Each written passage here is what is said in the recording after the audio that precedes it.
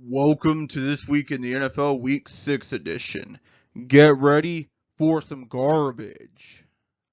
I could talk about the Eagles losing and how they look like frauds. I also could talk about Jackson Dart looking like the future quarterback for the Giants. I could even talk about how it looks like he could be Eli Manning 2.0, even coming from the same college of Ole Miss. But I won't. Instead, I'll talk about Cameron Scadaboo because this is my channel and I make the rules. The rookie is a heck of a fun running back to watch for the Giants and brings a level of physicality to football I've severely missed. Unfortunately, I think he's going to get some pretty nasty concussions if he keeps going like this. But boy, it sure is cool to see for the time being. Want to know why London gets the worst football games on the entire planet? Simple. They taxed us without giving us parliamentary representation 260 years ago. No, splitting from them was not enough. They need to suffer more. But anyway, Denver wins by default because they're not the Jets. Not earned by any means, but taken nonetheless. Are the Patriots good this year? They're 4-2, first in the AFC East thanks to a certain game I'll get to later. And Drake May is balling like crazy. Maybe the Patriots can take first in the AFC East by the end of the year. But then again, it's the Saints, so these reactions will probably be overreactions in the future. As an unbiased Browns fan, I think that the turf quality of this game should be enough to throw out this game and replay it from the beginning.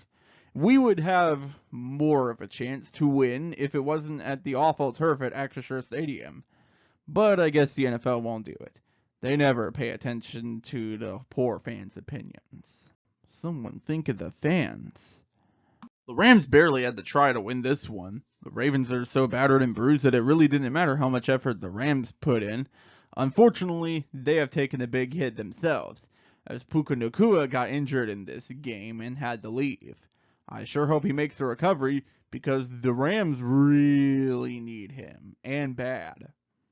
The Cowboys' defense is so bad this year. This week, they gave up 30 points to the Bryce Young-led Panthers offense. Stupendous. This pushes the Panthers record to, wait, let me check my notes. 3-3? Really? I could have sworn they would be worse than this. Dang, maybe I shouldn't use Bryce Young as an insult then. Between all the NFL games played this week, this was one of them. I wasn't expecting a one-possession game with 0 turnovers all game to be so boring. But here we are, I guess. On a side note, the Seahawks may not be frauds after all. Sam Darnold just keeps proving that the Jets have some major issues with their quarterback coaching and development situation. But then again, we all knew that. Lightning may strike twice, but it doesn't strike 3 times, or at least in a row.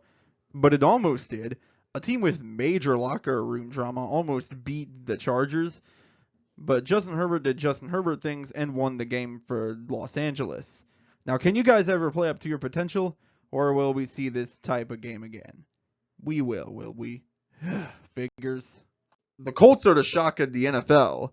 The Cardinals are receiving the 2024 Saints treatment. In the end, we ended up getting actually a very close game. But the Colts ended up pulling it out anyway. Guess who's first in the NFL right now? Indy. Yeah, didn't see that one coming, did ya? You know, back in the day, this game would have easily gotten the toilet bowl of the week treatment. But speaking of toilet bowls, Brian Callahan finally saw the end of his tenure as he got flushed down the toilet. No sound effects for this one, I'm on a budget this week.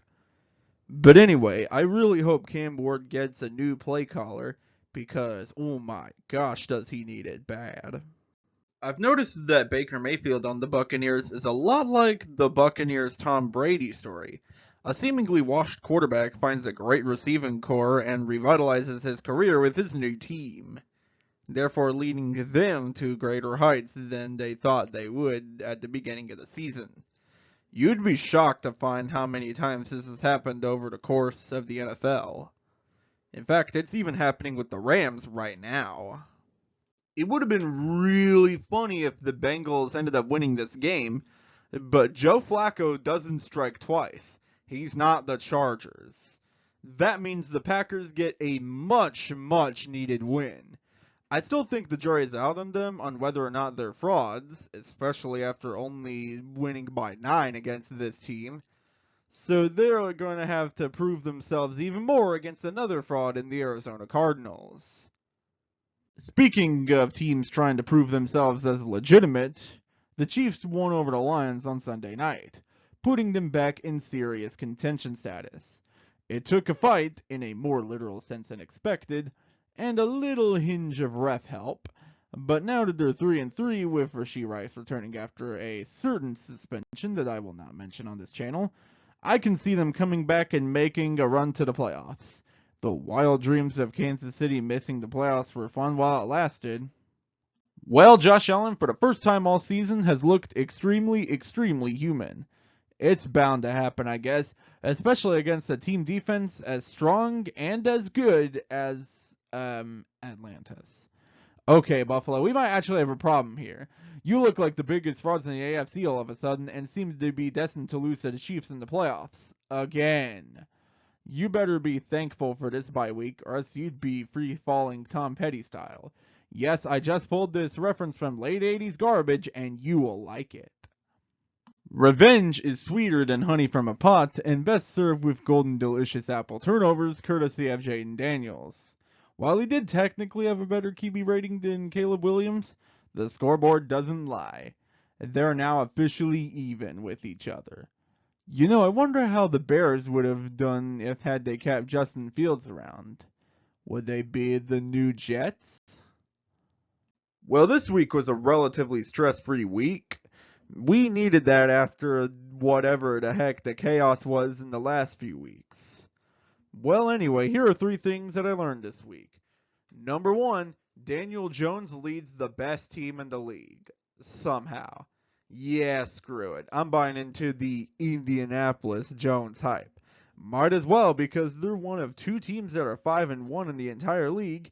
And number 2, nobody looks like world beaters yet. Remember how the Bills, Eagles, and Lions were supposed to be serious contenders? Yeah.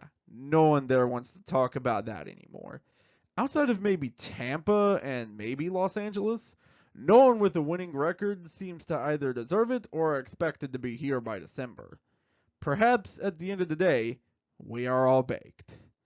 Number 3, never expand overseas, ever.